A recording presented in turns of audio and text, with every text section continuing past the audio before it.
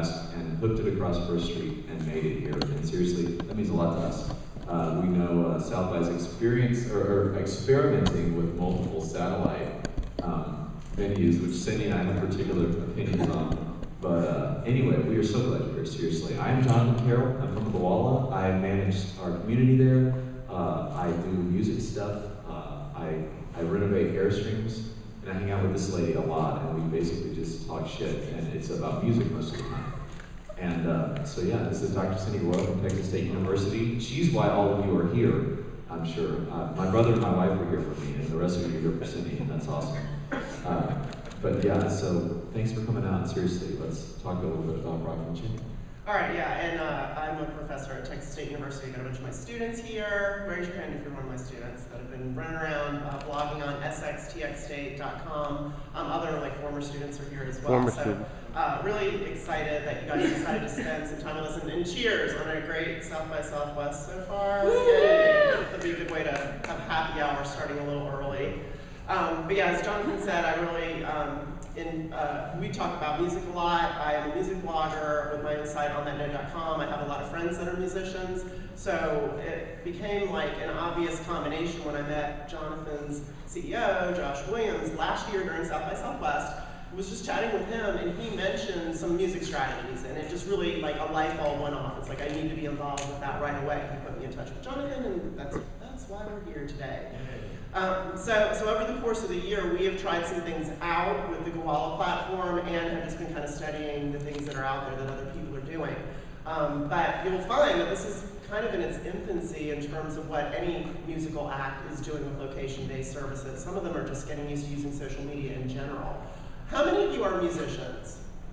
Yay, okay, good, thank you for coming. We're in the music industry. Music industry, other music industry folks, excellent, great. Well, hopefully we can have some conversation around that.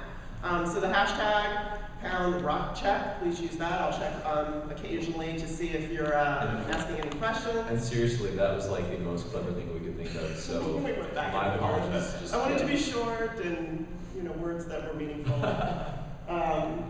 Yeah, and you got our Twitter handles on there, and it's also on the last slide if you don't catch them right now, as well as there was a bunch of articles that we used to do some research for this, and they're on this delicious site here. Delicious. It is delicious, as long as delicious is still available. Yeah. So you're gonna want to hit this link before Friday. Go home right now and grab those links. Okay, so why are we all here talking about this? Like, what does location have anything to do with the music business? And there are just things happening in the music business right now that are disruptive, and we all know that. I mean, we know generally what's happening, but I have some statistics that have come from different pieces of research, and just looking at what different people are talking about. If you're in the music industry, maybe you're scared. Maybe you are worried about that old business model of selling plastic CDs or vinyl or cassette tapes, if you go way back, if you're like my age. And the business model and the processes and the interactions with fans are completely changing. So the reason why we're talking about this is this like a platform that can help really change the dynamics of the music industry, change the dynamics of the business model. So just a few pieces of information. I mean, the good news is that music purchases stayed kind of the same in terms of units sold, and it was a record when it reached it 3 years ago, 1.5 billion units for third consecutive year, so that's a good thing. But overall music sales were down by 2.4%, that's overall albums, singles, video, digital. Total album sales down 12.7%. I mean, I think that's a big deal when the album was like sort of the mainstay, the main sort of cash cow of the music industry, and that's declining and continues to decline. Digital tracks were only up a small 1%, so it's definitely not an offset for what we're losing in album tracks. Digital album sales were up 13%, but if you look at the percentage, it's just small, 86.3 million units compared to the 1.5 billion total units of the industry. So it's just not making up for it. All the genres decreased except for rap, which had a pretty minuscule increase in terms of their sales. So again, no, there's not like one genre that's leading it and everybody else is declining. And kind of interestingly, the old school vinyl was up 14%, so a throwback to the analog age. I'm not sure that that is going to save the music industry, but it's kind of an interesting statistic to see that there are people who are interested in like sort of the collection of vinyl or DJs and things like that. So there's definitely a market for that. I think the real reason for that is all of us have watched that movie High Fidelity so many times. And you're pretty much just like, that is my dream life. I want to live in New York and reorganize my record collection like every other day, alphabetically by author's last name. So yeah. They have nice covers and they're big. Well, I was having lunch with a couple guys from Columbia yesterday, and they were talking about vinyl sales. And I love the fact that these days, pretty much any vinyl you buy, if you haven't bought it recently, you may not know this, but any vinyl you buy these days, it comes with a download code, pretty much for you to go get the MP3s directly from the consumer. Any of you vinyl buyers? Anybody out here? So, wow, okay, you're responsible for this 14%. It's this room. They buy a lot of music. It's not just CDs. I mean, we think that maybe the experience is increasing, and that there's a way to offset the downside in sales of music by having an upside in live performances. But according to this Billboard research, no, not so much. Ticket sales are down 26% and attendance is down 12%. To me, that kind of indicates that maybe people are going to the different kinds of concerts. They're not going to the really expensive $80, $100, $150 tickets. Maybe they're going to like local shows that might not even show up on the Billboard results, or if they do, they're just a much cheaper ticket price. I mean, obviously here in Austin, we've got lots of great music you can see for free, and so I'm not sure that it indicates a lessening of people going out to hear live music. It's just the kinds of live music that they're going to hear. But even with the top money makers, the majority of the revenue came from touring. So even somebody like Lady Gaga or Justin Bieber, they're still getting most of their money from touring. So it's really not all about their record sales. It's not at all. I mean, to the most extent, the record sales are supporting the touring instead of the other way around. And that's one of the interesting things that Cindy and I talk about sometimes as it relates to just general sales and the business model for musicians and bands is that, as Napster came out and the Shawns basically were trying to destroy the music industry single-handedly, and people's grandmas were getting sued by RIAA for the kids downloading all these MP3s. Basically, at that point, the knight on the horse was touring. Like the record industry was like, well, we can flip this thing on its head, and you can buy $275 U2 tickets and the Lady Gaga and things like that. And it actually did. They flipped for a little while, and there was massive amounts of the income coming to the artists via the touring, but we're seeing that go away right now. And it is not only are the numbers just kind of holding steady at the moment, as far as record sales go, but the touring, the thing that was kind of we can create this other cash cow. It's going away too. It's kind of like, well, we can get this, but no, there's a desperation right now. Cindy and I were going through the schedule just a minute ago, and there's a panel tomorrow called "Welcome to the Music Industry. Now You're Fucked." And it's like, well, these stats, they're all kind of pointing that way, because there's not, everything's like pushing you into a corner, basically. It's like, well, how are we going to distribute? How are we going to make money? So. And then we were talking about maybe we should have rephrased the panel as this is how you can be unfucked, but one of several ways. Any of the very lame titles we could have considered for this. The SoundScan numbers also, or the numbers that you're getting off Ticketmaster, they don't always reflect a lot of the creativity that the artists, like let's say Los Straitjackets or these bands that 10 years ago were surviving off touring, but now have come up with these like really interesting ways to sell a week with the band. Or there's a sound check and you get to go and you pay twice as much as the other ticket holders. And and that might not be included in that data. That's a good point. So they're having different, really creative revenue streams that are out there. But I think part of this decline may be the economy as well. People are like, I can't afford a $125 ticket to go see Coldplay or something like that. So that could bounce back. But there's just so many opportunities for people to see live music where they don't have to pay the exorbitant amounts for some of the bands. And I think people are finding that out.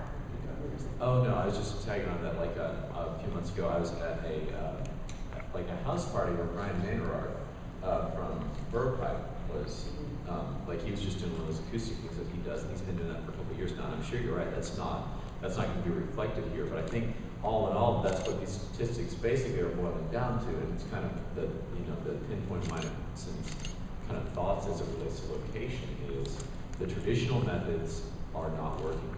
and the record company suing people, that's not going to make them work. There's going to have to be some creative things that are done for small musicians all the way up to larger acts to get creative, to interact with the fans. And you kind of see that with this small comeback. And then, just another piece of information from the Pew Center, digital natives. So these kids that are 12 to 15, so this is like a growing sort of demographic that we should start understanding, are pretty different than the millennials, 16 to 24-year-olds, because the digital natives, they don't know a world without cell phones, they don't know a world without the internet by any means, and so their media habits, their media consumption habits are even different than the 16 to 24-year-olds. They want an experience. They want a user experience. They don't want to be like this lean back, like a lot of people talk about the iPads as this lean back experience. No, they want a lean forward experience. They want to be participating, and they want whoever they're a fan of, whether it's a band or a film or anything, a celebrity, in any way, shape, or form, they want to be participating in a way that's like public and vocal and that everyone's aware of. And there needs to be a lot of different aspects that they can participate and have an experience. I mean, on that last note of the like the millennials and the digital, what was that? Digital natives. Digital natives. I want to say local natives, and they were at stuff. Yeah. I freaking love those guys. How old are they? They're older than 12. Yeah, they're older. I think local natives are right in the, is it the millennials, 16 to 24? Yeah. They have a couple of those dudes that are over 24.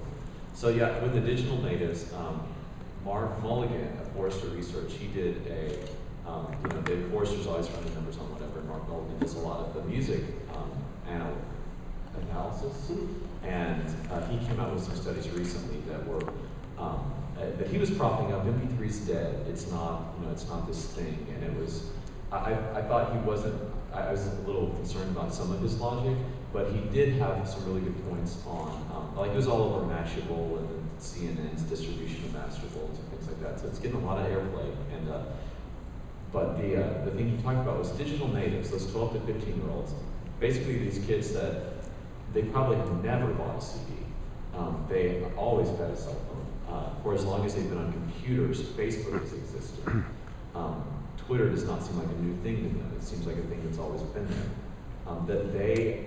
One of the main things he's reporting is that the digital natives are not concerned at all with how they obtain music.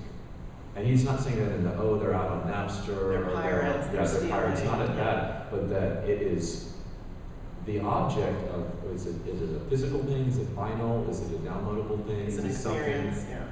How did I get it is of no use generally for this market. What is use is the experience of a full-on interaction. Whereas those millennials right there, and I guess the generation just beyond that, that would be the Sean's, Parker and Van with Napster. It was a big deal how you got it. Finding it somewhere for free, that was the big deal. But with the digital natives, not so much, and particularly with, I guess, the American digital natives, there is quite a bit of, if you're listening to music at all, you are probably going to be statistically more likely to spend money on it, to buy more headphones or another iPod or something like that. So experience is definitely key there for that up-and-coming demographic. Yeah, and it's interesting you said the MP3 is dead, because the panel I was in yesterday on Love, Music, and APIs, they were basically saying MP3 is dead, API is the new MP3, and we'll talk about APIs a little further, but that's obviously relevant to the tech-savvy audience and very relevant to creating experiences. So we don't need to spend a lot of time on what is a location-based service in this presentation. I mean, you guys know GoWalla. There are GoWalla people in the audience. Raise your hand, Wallace. There they are in the front. Are you paying attention, Andrew? He's so tired. He busted we had a big party with Matt and Kim last night, and it was excellent. And Andrew did, and Ashley did most of it. Yes, it was an excellent party. So actually, real quick while we're on the slide, let's just see some hands. Who is on Facebook Places, Foursquare, Scavenger, Koala, Looped, or Whirl? Yeah, that's pretty much everybody. Has anybody, well, no, don't raise your hand because it'd be like one person, that would be kind of embarrassing, but you probably have heard of all these things. You probably have seen my boss, Josh Williams, and Dennis Crowley arm wrestle even. I mean, you probably know the geolocation wars of 2010 and the casualties of it. If you live in Austin, you've probably seen all the shitty graffiti that Whirl has all over our city that they still haven't cleaned up. But yeah, you know what these things are, so we don't have to waste time on what these things are. But the cool thing about South by Southwest is, I mean, we got to hear from the CEOs of 3 of these companies this week. I mean, Josh Williams, Dennis Crowley, and then the keynote that says Pre-Bosch did for Scavenger. So how awesome is that? But I said that kid that did Scavenger. Yeah, that teenager.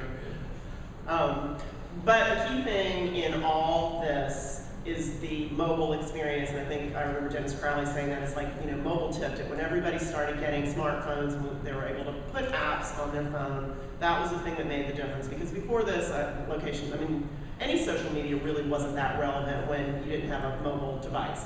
What are you doing? I'm at my computer. But once the mobile device came along, it made it much more relevant. And then, like, the values started coming together. Like, how can we attach a location of a person with something they want? Yeah, and that was the thing 2 years ago, I guess 2 years ago, this South by Southwest, on the same day, we and Foursquare launched. And it's not that mobile devices were brand new, but what was massively new was that GPS was being built into most of them at that point. I guess it was that second iPhone that came out, and it had the GPS in it.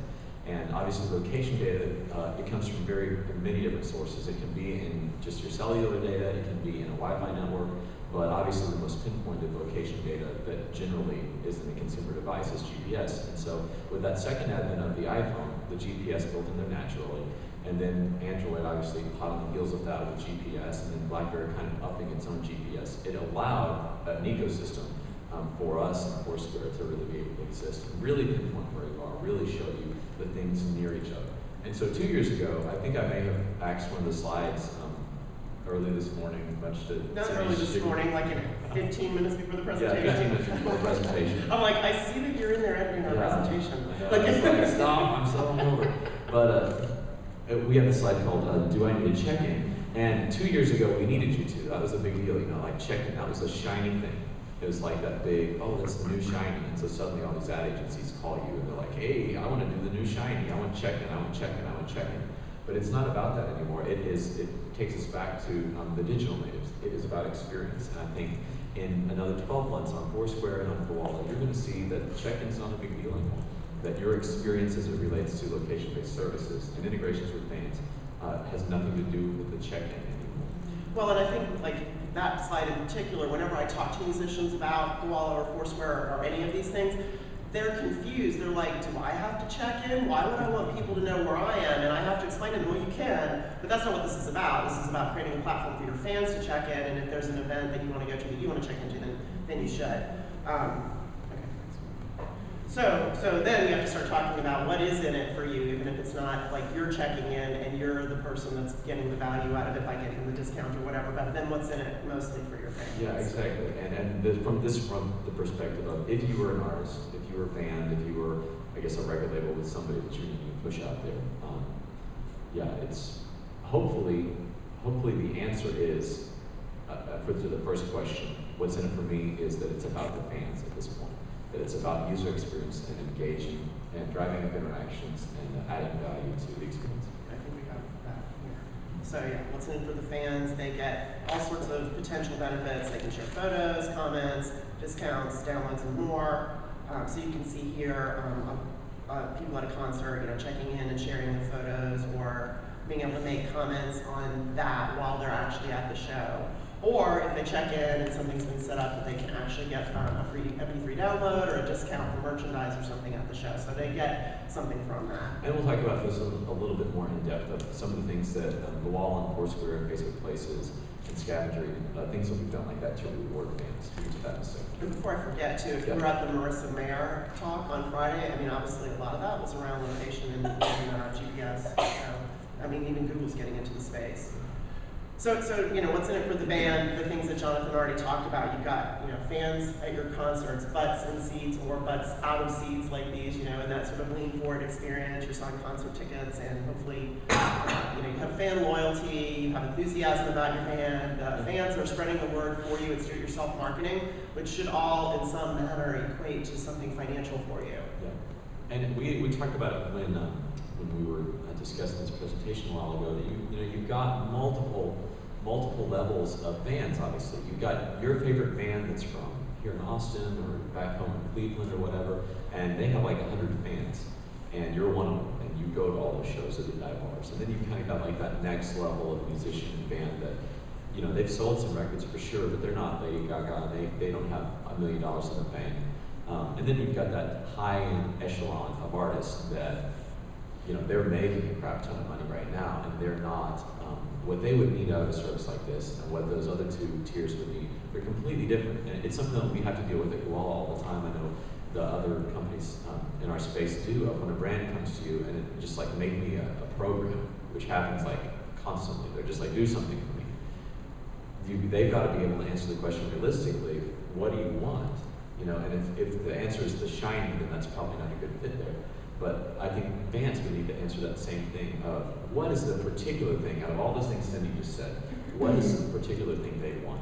It may be more Facebook views, quite honestly, that they have some custom badge or stamp on one of these platforms, and then Ashley's going to push that out to 2,500 friends. And so now, you know, I mean, you know Facebook, man, that now they've just gotten all those views, all that exposure to people that didn't know they existed. But on the other hand, Lady Gaga doesn't need that, right? You know, from that top level down, that's going to be more about truly rewarding some people and whatnot. But I think there's a good mashup that we're going to take a look at for both. Basically getting exposure while rewarding the bands. Yeah, and as someone who is an active member in a couple of fan communities, I mean, I can look at this from the fan perspective as well.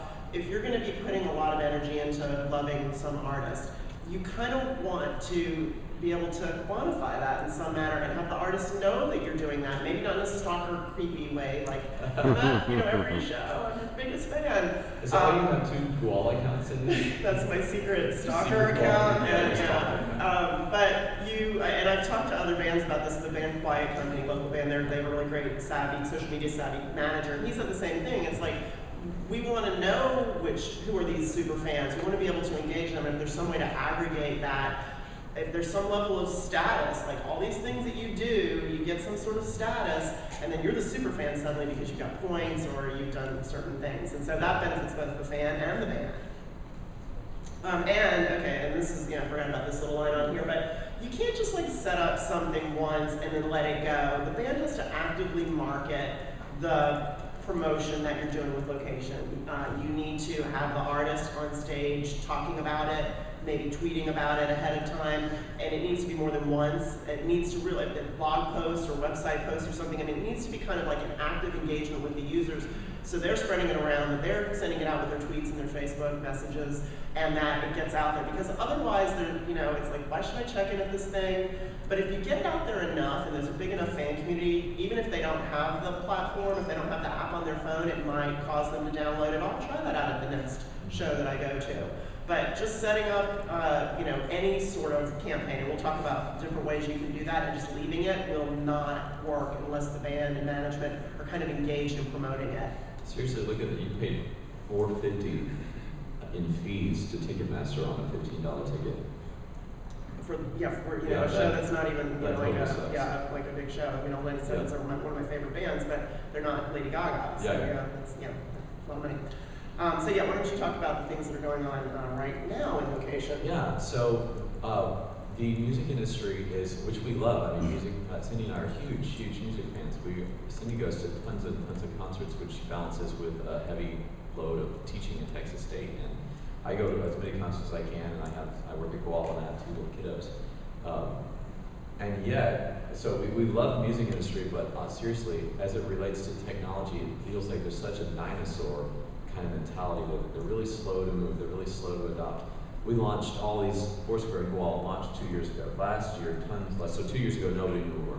Last year, maybe 15% of the people here, 40%, they kind of knew who we were. We had to tell the other people, this is what Koala is, this is what Foursquare is, here's how you download it, here's what location-based services. So this year, I think I've met, interactive attendance is, the badges are like around 25,000 this year. And I think I've met 4 people that didn't know what Key or Foursquare was. And that's out of a meeting of a couple thousand people. And so to me, that's like, okay, that's mass adoption, right?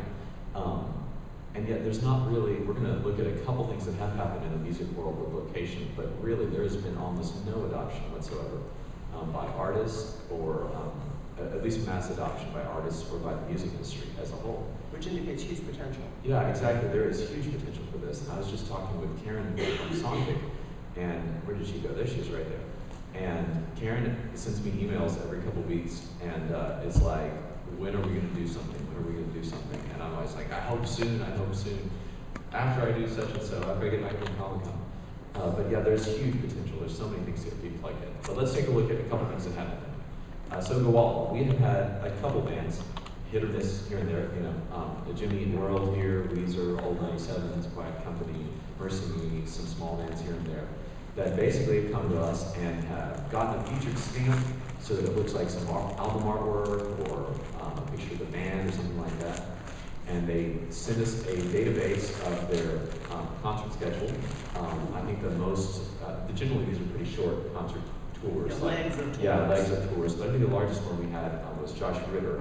He actually was the first artist, I think, on any of the platforms. And he was on Gowalla for a tour that was about a year ago. And he sends maybe 100 different locations. And so we fed a database into Gowalla. And so suddenly all those spots are pre-populated so that if you and I are out on Saturday, or Thursday evening as it was, as Cindy and I were, and we see Antone's, there's Josh Ritter. But we don't see just some random bullet point that says Josh Ritter Show, you know, at Antone's. We see album art. And Josh Ritter still has tickets to sell. And so we see that, and we're drawn to that, and we want to go to that. So, like, that's one of the things fans are doing that's real entry level right there. It's just making a custom badge or a custom stamp, something like that. Jimmy Eat World and Weezer did some extra things on top of that. They both use Gowalla, and they use SoundCloud and then Hip Digital also to feed digital music distribution through Gowalla. So that basically, and they used it a couple different channels, but basically, if you checked into a show, then you got free music from them. The iPhone itself actually blocks you from getting a download that is not inside iTunes. So that's not really something that you can't actually, as an album or as a label, say, okay, we're going to give out the new Kanye album like live right there at the at the venue. That'd be so badass. You check in, and now you're getting My Dark Twisted Fantasy right to your phone. Android didn't support that, and obviously the main issue then would be, would the Wi-Fi support that? The answer would be no. But so what's happening there on these fulfillments is these companies are basically sending you a pin to your phone that you can use later when you're at a website or something like that. We'll see if that changes in the future. But so Jimmy Eat World and Weezer, they both had varying degrees of digital downloads that you got in addition to checking in. So you check in, get this badge, you'll push it out to Twitter and Facebook. Both of those bands got in the millions of aggregated Facebook views of those pins going out of their custom artwork. And both of those bands want more fans. They want people to remember Jimmy Eat World. They want people to remember, oh, Weezer's had more than just Pinkerton, And Weezer, in fact, did that as Hurley was coming out. And so that's what Weezer did. Checked into, they were doing these dual shows. They'd stay in the city 2 nights, and one night they do Pinkerton, one night they do Blue. And when you checked in, and they were only playing those albums, but when you checked in, you got this special message saying, here's one of the random tracks off Hurley, this new album that just came out from Weezer. And that came to you in a reward screen, and it also came to you in an email. And in the email, the label was also sending you like a private URL to be able to go and buy Hurley at the cheapest price they offered it anywhere. It was considerably less expensive than iTunes. It was even with Amazon MP3 on like one day when Amazon does those deals. And beyond that, it was substantially less expensive than you could buy it anywhere else. And so they had a good interaction there with the fans of saying, okay, you've just come off this high, remember how much you love Weezer, and now we're giving you the opportunity to have more Weezer music at a substantially discounted rate. And Weezer also tossed on, of all the bands that checked in on your tour, one, I think they're still going, but one will be selected to have a VIP trip to go meet Weezer and to go to an upcoming show. So we've done a couple things like that in Gowalla. There's the pin right there, Oya, and this one just kind of is an enigma to me. Oya Festival is in Oslo, and we had these guys email us one day, and they were like, hey, will you give us a custom stamp for this music festival we have? And we were like, okay, we haven't, I've never been to Oya. I'd love to go to Norway. I haven't been there. Ben, have you been to Norway? Oh, you told us that. I didn't see much of it. I went on a business trip. I went to That's not part of Norway. Norway is a lovely place. So anyway, they had this festival. We did stamp for them. We're like, okay, that's great, you know. And this is a year ago. This is 2010, a year ago. And they had in their one-day festival there in Oslo about 700 total check-ins, which at that time for us, for Foursquare, for any location, that was like the record, basically.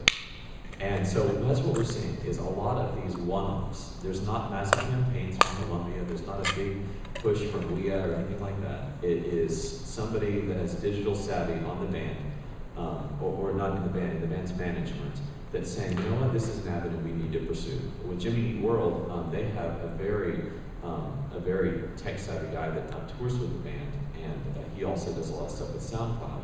And so he used our API and like put it straight into the Jimmy Eat World website, all these extra benefits you could get from checking into the show. And at Jimmy Eat World, there was just kind of this aggregate of all the different tour stop check-ins of people and of photos and things back and forth. And it was a really interesting experience of what he did there.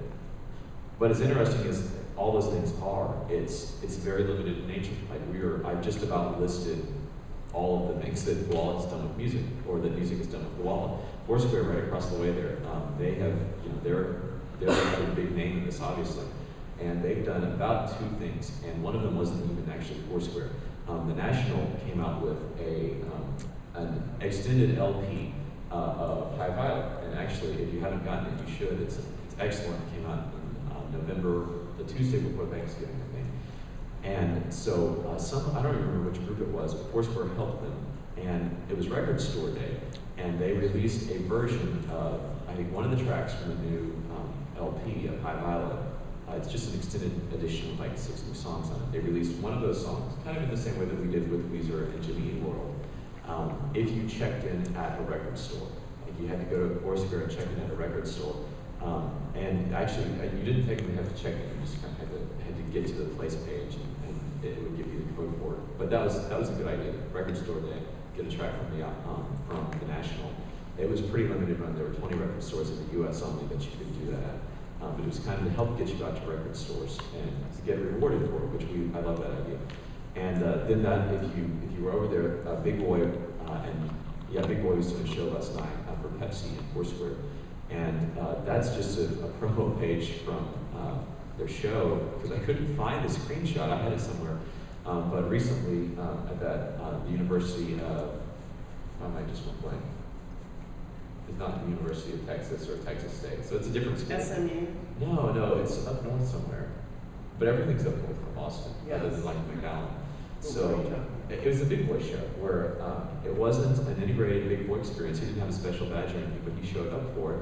And he encouraged people, because Big Boy's on Foursquare, to check in. And they wound up having about 1,400 check-ins, like immediately. There was no reward attached to that. It was just truly that. It's just the power of the artist. Exactly. It's the power of the artist of engaging you. But it's something like, if we all were there together, we want that as a digital memento, I think. I want to remember that I was at that Big Boy show with Cindy, and I don't want to push that out to Facebook, or whatever the platform is. If it's Koala, Foursquare World, whatever. It's almost like your digital concert ticket stuff, that reminder of I went there. So those two things, there's been a couple other things, but again, even on Foursquare, not a lot of music activity. Facebook Places, they have 150 million users, 500 million users around the world. And when Places launched, it was kind of this big thing of, okay, that may change the location space, I guess, for Koala and Foursquare. And I was like, I wonder if Facebook's going to do anything with music, because we've known those guys for a long time, and they're just really focused on platform and making sure that Facebook experience at its core is a good thing. So they announced, we're going to do this Facebook Places music thing, and they had James Blunt, and there was this private show in the UK, and it was for a new album that James Blunt had. And basically, they were going to let you just find it using Facebook Places. If you were within a few block radius of this show of James Blunt, then you would be able to see it on your phone. And then if you checked in on Facebook Places, you were going to get 3 tracks, I guess via your email, 3 tracks off of James Blunt's new album. Since then, I believe Facebook has done nothing else with music. That was September 2010, but the artist does something yeah, exactly. on their Facebook, Yeah, and Facebook, honestly, it's not music for you. Well, yeah, not music oriented, but they have a lot of resources. They have excellent people. They have a lot of money. They have a lot of pull in the music industry. And I mean, if you just think total sidetrack here, Zuck basically telling Steve Jobs, you can't integrate Facebook Connect with Ping unless you follow all of our, API guidelines, basically. And just arm wrestling over dinner. And as you may remember, who won that arm wrestle? It was not Steve Jobs, it was Zuck. Ping still does not have Facebook integration, which is why Cindy and I think Ping is not for long. Yeah. I think maybe that'll happen one of these days, but yeah, so Facebook has not done anything really further with music. I'm sure there are artists that are doing things that are on Facebook, but there hasn't been hardly any other push as far as Facebook really doing an artist integration there, and I personally don't think there will be because they are pretty pinpointed on making sure the platform is stable, making sure your user experience on Facebook.com and on mobile is a good thing. And they don't spend a lot of time on the side, biz dev, and things like that. So this other one, I was glad I had an extra 15 minutes to Google things today, because I couldn't remember anything that Scavenger had done with music before. I didn't know about this. Yeah, I know Scavenger, it's a thing. I know Scavenger, but it's the Black Eyed Peas combo. So yeah, they announced this today. If today's March 15th, is today the 15th? This is why I did not know about it. I know. That's why I waited till the last minute. Okay, then I don't feel so bad. So I can confirm it, Cindy. We're super current. So Scavenger, you're familiar with Scavenger. Scavenger is Seth likes to talk about gamification, and my boss likes to talk about how he hopes that word dies. But Scavenger likes gamification, and they're not so much about check-in as they are making you do things. And so the Black Eyed Peas are, they just signed up to do this thing in Canada only, if I'm remembering all the details right, which is kind of funny to me because we try to do as much stuff internationally as possible, but so often the partners, the brands that you do things with, they'll only want to fulfill something, like if Tom's is going to send out shoes to winners or Levi's or Red Bull or something, but they have a hard time sending things overseas, which I know perturbs Ben probably a little bit. Ben's my good friend from the United Kingdom, so sometimes we annoy our international community because a partner won't fulfill things. So that actually, I'm totally on a side tangent. It's funny to me that is only in Canada, not available in the US just yet. But anyway, the Scavengers teamed up with the Black Eyed Peas to give you all these things to do. And the things to do, this is a pretty clever thing. We've talked with a number of bands about doing this, is go and check in or take a photo or whatever at the places that the Black Eyed Peas like to go to.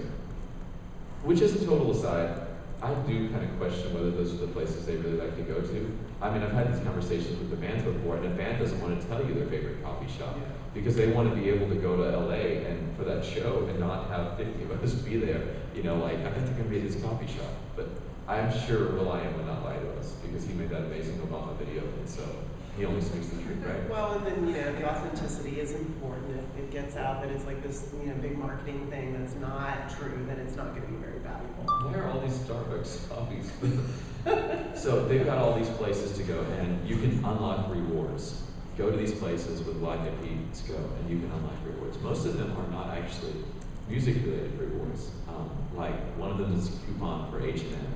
I think there's one music-related reward in there.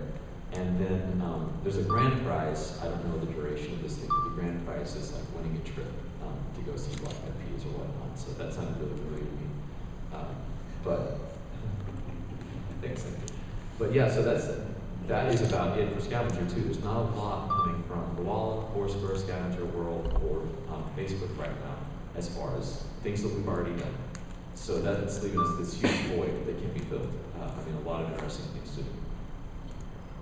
There are a couple things that were just sort of one-off deals around trips, and so just some examples. But again, very limited. Very few things are doing it. And on one-offs specifically, and we've seen this a lot, but if they don't actually call us, we don't know about it.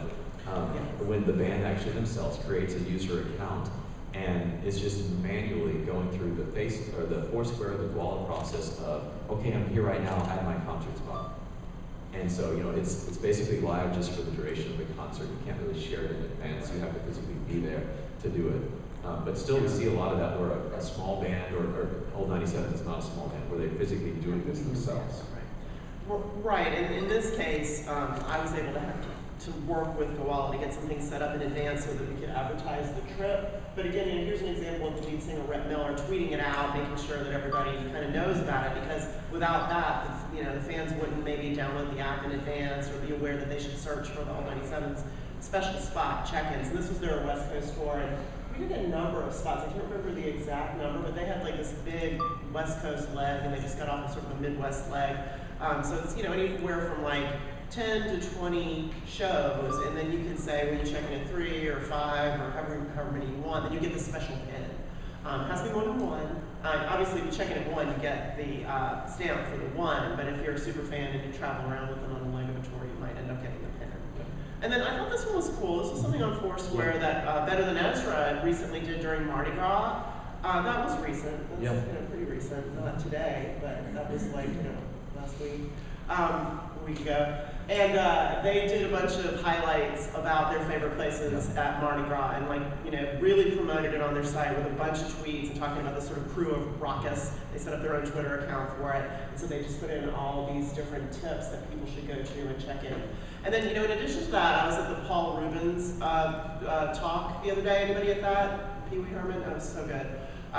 He was talking about something that he did with Facebook and with Foursquare, and he would announce a tour that he was doing around Manhattan as Pee Wee, and people would come out and then they would check in at the places that he was on Foursquare. And he said, I almost can't even talk about it. I get so emotional because people were so giving and so sharing. They wanted to come. They just wanted to meet Pee Wee, and he said, this has been the best year of my life. So to see an artist really sincerely engaging with social media was kind of inspiring. I did not expect that talk to be as inspiring as it was.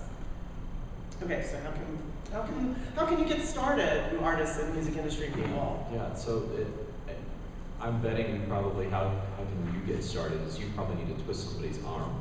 And Karen's looking at me because it's my arm that's going to get twisted in that relationship. But you probably need to do this for a band you love, or like Cindy helping the old 97s. Or if you are, somebody, that's at a label, a small one, they're at the bar set, maybe they're an A&R or whatever. How can you get started? Okay, that's the future. That's right. I had a chainsaw right here. A lot of ways you can get started. I think the very first way that any band should get started, quite honestly, it's what we tell every brand that comes to us, is make sure you're using these services first. Get a Goal account, get a Foursquare account, use Facebook Places, and understand how it works first. That you understand what's a check. Okay, we all know what that is, but a lot of these artists don't, and they're not uncomfortable, or they're not comfortable with some of these things. Like, why would I tell people where I am? Well, because you're a rock star. Just checking at your show. Try it that way. But I'd at least quietly have an account and figure out, okay, get comfortable with the idea of it. So how do I earn a badge in Foursquare? What's that like? What's this on Scavenger like completing a challenge? What are these things? And then create an account for your band, for the artist on these services. And that may sound completely no-brainer to you and me individually, because we have these, we use our accounts on all these services. But honestly, the artists are super busy with other things, and they kind of need handheld through this process.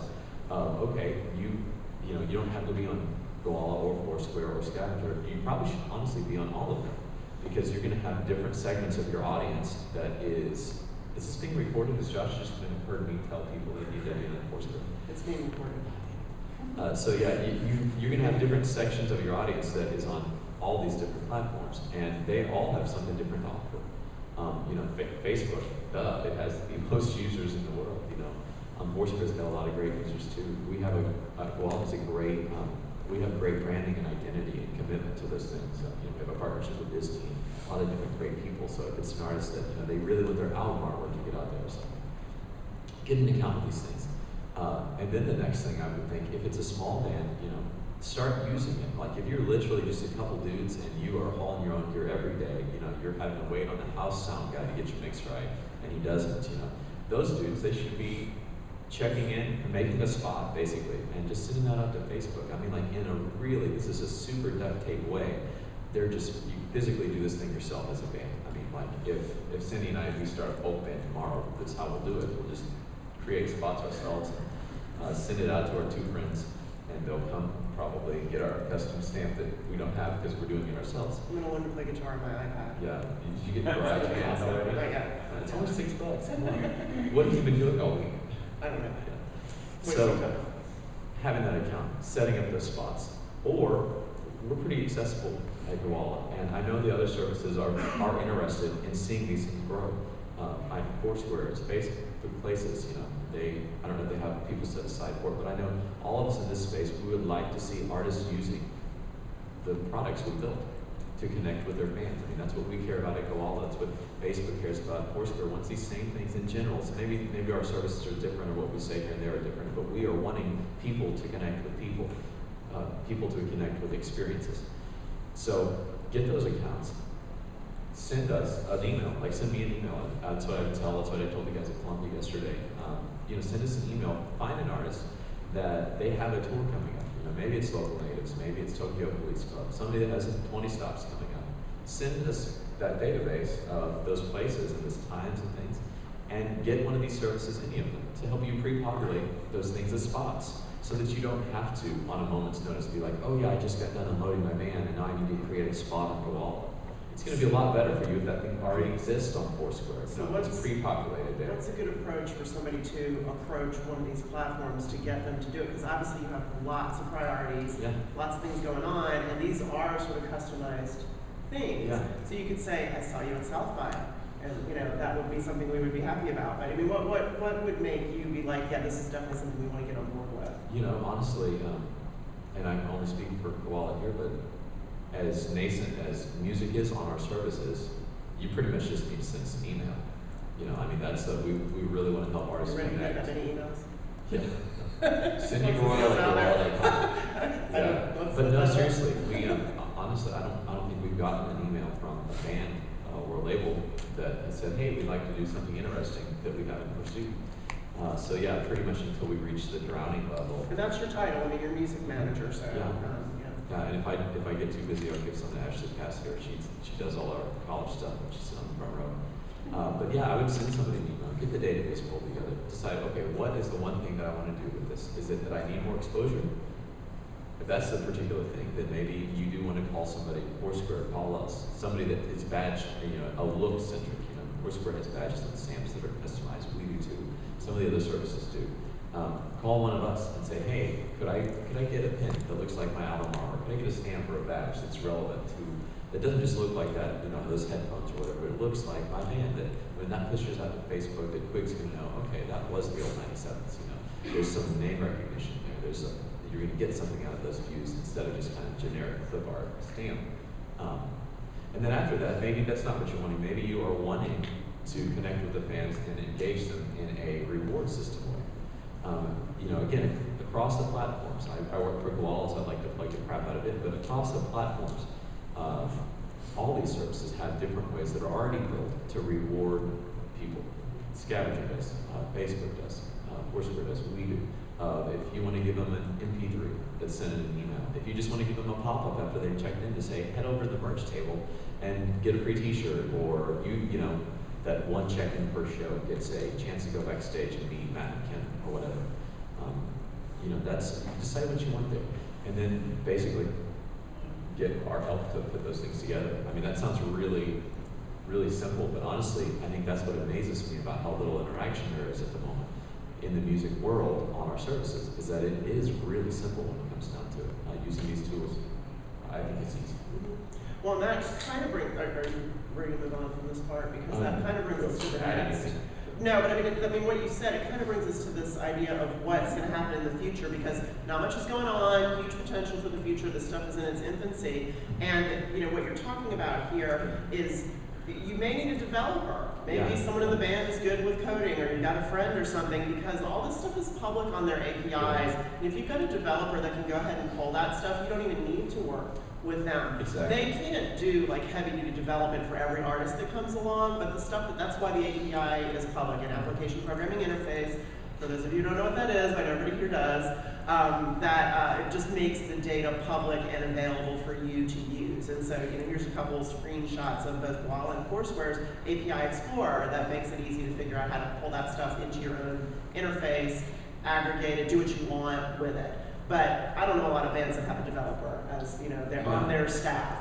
So it's one of those things, like I said before, API is the new MP3. So, and they also said in that panel that the future of music is in development, just like the future of any media company, journalism and programming is the future of that. So that might be the ways that labels, management, and artists have to start thinking is like we need to get a good friend that's a hacker on board.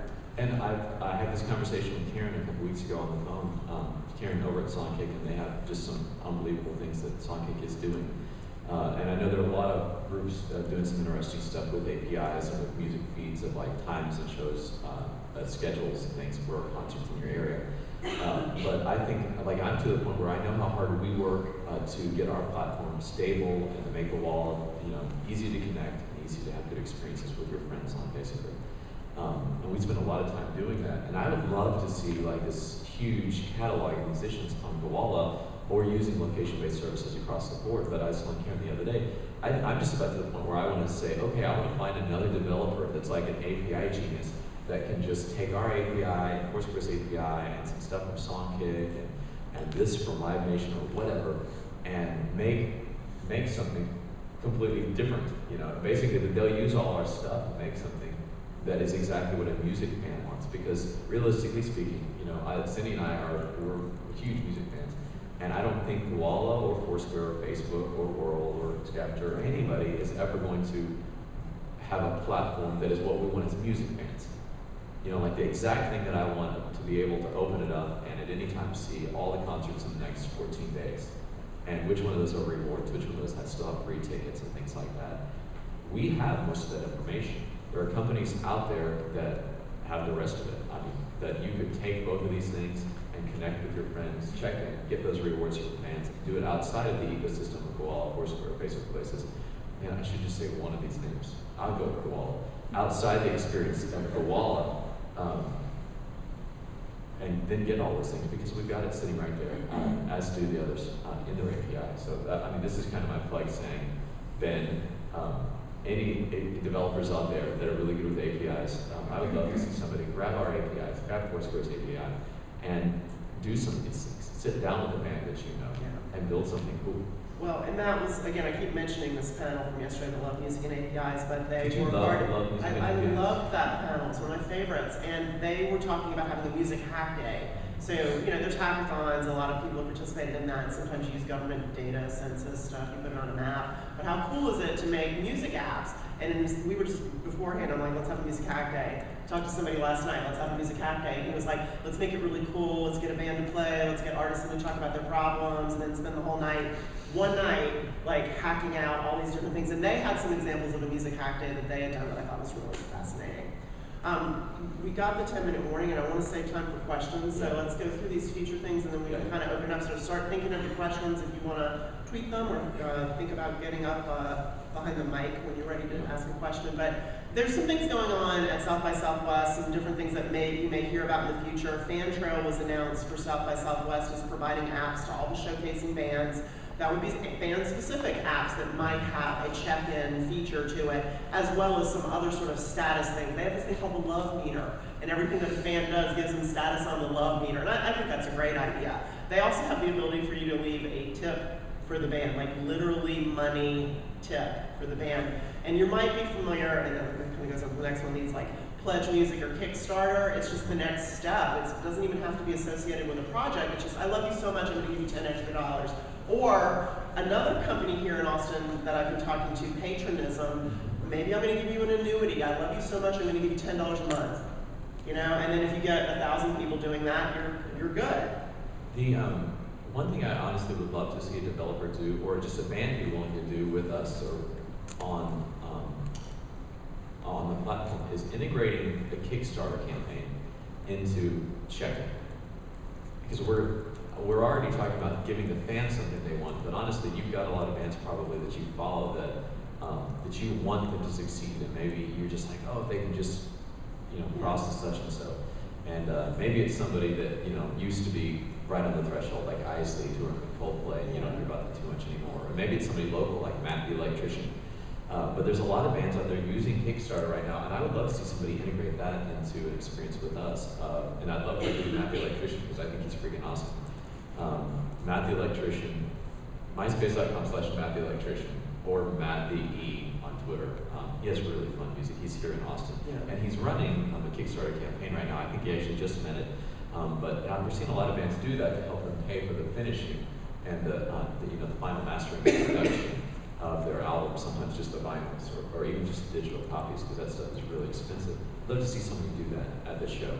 Check in. I'm at Matt the Electrician's show at the Ghost Room here in Austin. So awesome. And he gives me maybe a song, and maybe that's my reward, but I'm also prompted to, give him $5 for Kickstarter or something like that. I'd love to see somebody integrate that. Because that's a full-on experience that not only do I take home the experience from the show, but I take home some ownership of that album. I'm a lot more into that now, and I don't see any reason why we should have to go to Kickstarter.com and check here on Koala and do this other thing over here to download music when it could all easily be in one place. It's a long-standing tradition that artists over centuries have had patrons. It usually just was one old lady, but instead you can distribute that. Believe me, I know some artists who have one old lady that support them now. But if you can distribute that, it's not me because I'm not wealthy, but I would if I had money. But if you can distribute that over hundreds or thousands of fans, then maybe it's less creepy and more fair and I'm just getting the creepy thing right now. It's a little creepy. Then there's integration with the audio platforms, and Jonathan's already talked about a couple of these. Hip Digital, they're music distribution. They're the largest music distributor in the United States after iTunes. If new music comes out on Tuesday, they have it at midnight on Monday or whatever. So we've used them before to push the music as digital distribution. SoundCloud, you all know. I've been loving the way artists have been using SoundCloud lately to just put an entire song out for free before the album comes out, like Lee did a couple weeks ago. I was like, oh my gosh, you're just using SoundCloud, give us songs for free, that's awesome. But you could easily use that with an integration of SoundCloud, which is what we did with Jimmy Eat World. They use SoundCloud as the distribution for Koala. And then Songkick is pulling in a lot of different concert venue information. It's like they've got the stuff from Live Nation and C3, and it's I think a couple 100,000 shows around the world, right? In the next 12 years. Or next 12 months, they have that few that they know around 200,000 concerts in 70-ish countries, I think. I'm just making stuff up now. Major markets, Yeah, in the major markets, including international markets of shows that are upcoming. And there's just so many things you could do with Songkick, so many things that somebody could do working with them and our APIs to build. Something we might do ourselves, but definitely a clever developer out there could do. And then just quickly just mention, you guys have probably been hearing about the group messaging services, or you're probably on them, Beluga or GroupMe. I mean, there's probably ways that bands can integrate those into their their apps or their promotions. So, That would kind of be a super cool one. We talked about these things before. How that be integrated into a Foursquare or Koala experience that I check in, and when I do, it brings in a message from the artist via Beluga or something like that to me and all my friends. And we just have that hey, welcome to the show. We're going to play this special track and such and so. And I would love to see those. Like super fans, and maybe you get access to that based on your love meter. Okay, so we have time for a couple questions. We're almost done here, but we've got somebody at the microphone. Go ahead. Hi, yes, Patreon is a cool application that you mentioned that works to make an artist's life easier and raise money for them. So but I've looked through Koala API, for example, you can't create spots.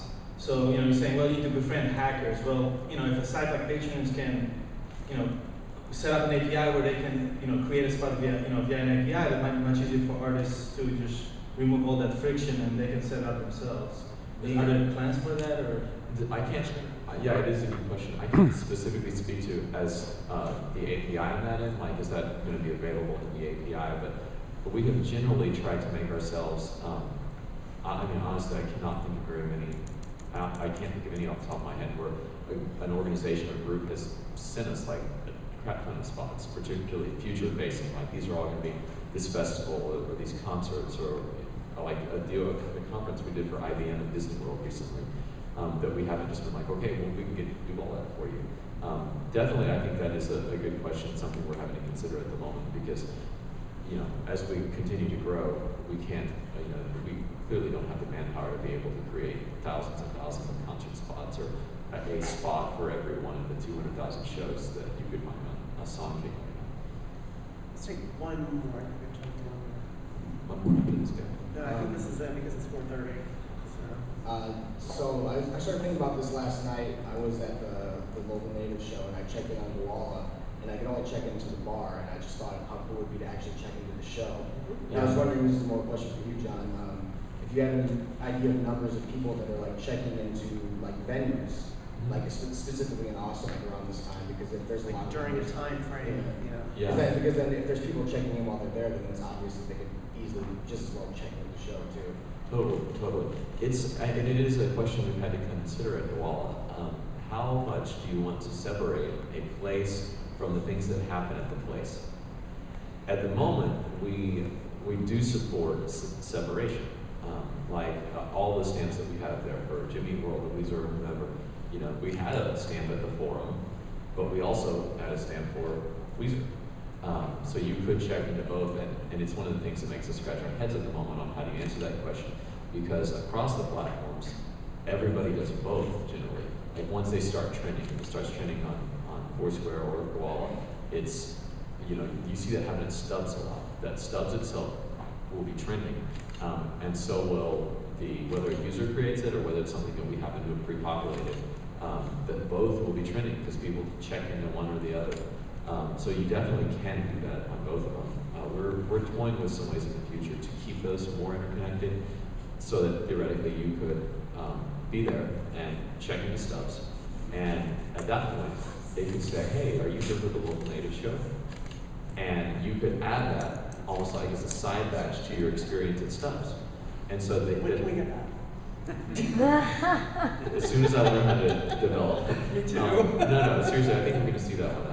And I suspect that that's going to actually help with some of that data delineation a little bit, because I think that is probably a little bit better way to organize that information than I'm at Stubbs. At Stubbs also, if you haven't been to Stubbs, it's a barbecue restaurant. They just happen to have a massive outside venue for music and an inside one that's kind of tiny. And so if I'm at Stubbs and I check in there, then I can remember I was at Stubbs with Cindy Royal to see Snow Patrol. But that was the place I was at Stubbs. And kind of a layer of information data is Snow Patrol and Cindy Royal that we're adding on top of the place data of Stubbs. Yeah. So we can keep them all together like that, and I can opt in and say, yeah, I'm at the local natives deal. And so I get an extra badge right there. Or maybe I'm just having dinner. Or I'm in the mini venue around the side, and I'm there for the electrician and not Snow Patrol. Then I would say, no, I'm not there for that show. And what it also allows it to do, and this is something that troubles us every now and then, and if you truly separate all the data for concerts and events, is that if I check into Stubbs, it does not generally have a history of any of those shows right now on any of the platforms, because the events tend to be separated from the places. So we are, and I suspect everyone else is too, we're trying to figure out the best solution for how do we make that all one layer. And I suspect some version, at least for Koala, some version of what I was just describing, the ability to opt into an event upon checking into the venue itself.